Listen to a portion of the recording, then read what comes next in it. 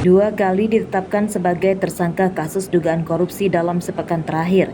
Ini dialami Jalaluddin, mantan Kepala Dinas Pekerjaan Umum dan Penataan Ruang atau Dinas PUPR Pesisir Barat.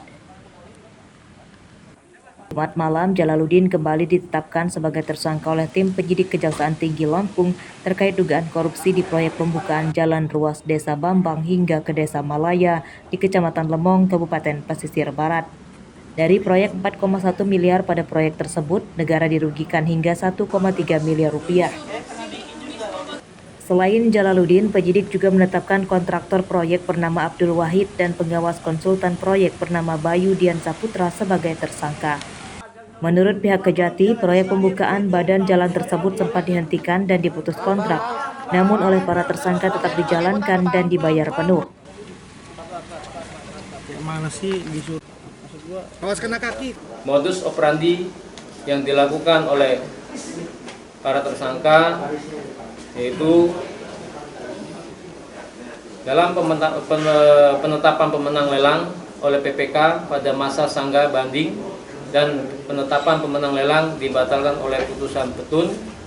Kemudian dalam proses pelaksanaan pekerjaan dilaksanakan tidak sesuai dengan spesifikasi dalam kontrak dan pelaksanaan pekerjaan jalan, dan ahli K3 konstruksi tidak pernah bekerja pada PT Citra Primadona Perkasa dan tidak pernah membuat dan menandatangani dokumen-dokumen terkait pelaksanaan pekerjaan.